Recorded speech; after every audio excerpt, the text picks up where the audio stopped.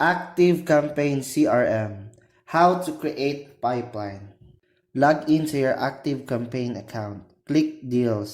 Click on the drop-down. Click Add Pipeline. A new pipeline window will pop up. Give pipeline a name. Select a default currency. Click the group drop-down. Select the user group that can access the pipeline. You can also choose multiple groups by clicking all groups. Click Assign Method drop-down. Choose how deals will be assigned from an automation. If you choose round robin deal value, another drop-down will appear. Select which deal owner from user groups will have deals assigned to them for an automation. Pipeline have been added. How to edit pipeline. Click on the drop-down pipeline. Select the pipeline you wish to edit.